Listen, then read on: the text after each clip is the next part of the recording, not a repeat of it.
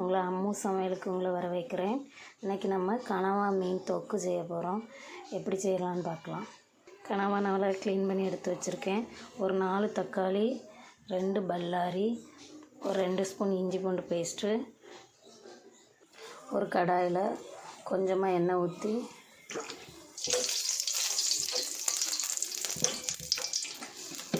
ஒரு 2 ஸ்பூன் எண்ணெய் ஊற்றி 1 ஸ்பூன் கடுகு,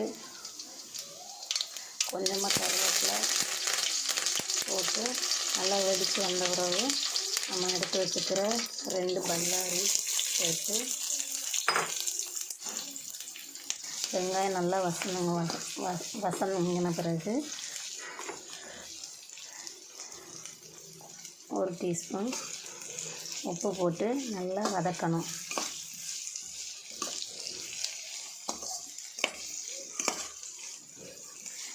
உப்பு போட்டால் சீக்கிரமாக வதங்கிடும். வெங்காயம் நல்லா வதங்கி வந்த பிறகு ஒரு 2 டீஸ்பூன் இஞ்சி பூண்டு பேஸ்ட் ஆட் பண்ணணும். அது நல்லா பச்சை வாசம் போகிற அளவுக்கு நல்லா வதக்கி விடணும். இஞ்சி பூண்டு நல்லா வதங்கி வந்துருச்சு. இப்போ நம்ம வெட்டி வச்சுருக்கிற 4 தக்காளி ஆட் பண்ணுறோம்.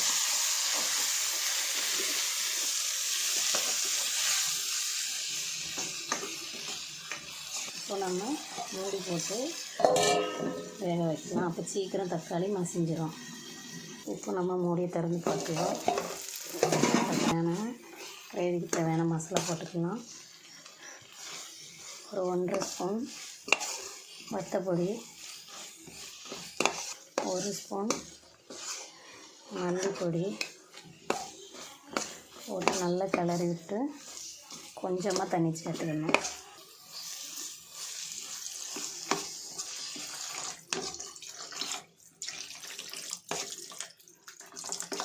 இப்போ இந்த பொடியெல்லாம் நல்லா மேஷ் ஆகிற மாதிரி நல்லா கிளறி விட்டுட்டு ஒரு கொதி வர்ற மாதிரி வரதட்டைக்கும் நம்ம வெயிட் பண்ணுவோம்.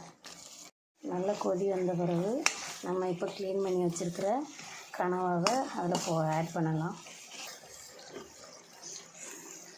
கனவாவில் இருந்தும் கொஞ்சம் தண்ணி விடும். நல்லா மூடி போட்டு வேக வைக்கலாம்.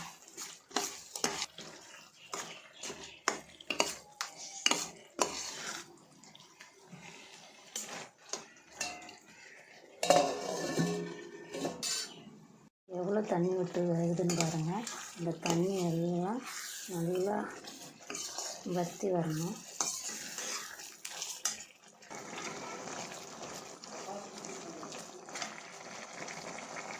ஓரளவுக்கு தண்ணி நல்லா வற்றி வந்துருக்கு. இப்போ ஃபைனலாக நம்ம கொத்தமல்லி தழை தூவிடலாம்.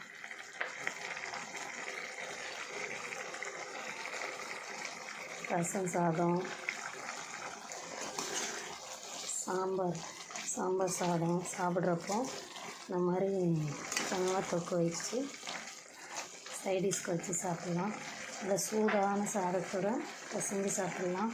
நல்லா டேஸ்ட் நல்லாயிருக்கும். நீங்களும் உங்கள் வீட்டில் செஞ்சு பாருங்கள்.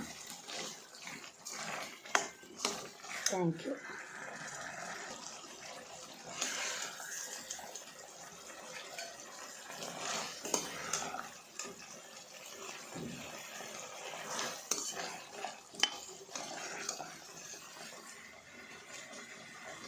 சுவையான ஆவி பறக்கும் கனவா தொக்கு ரெடி.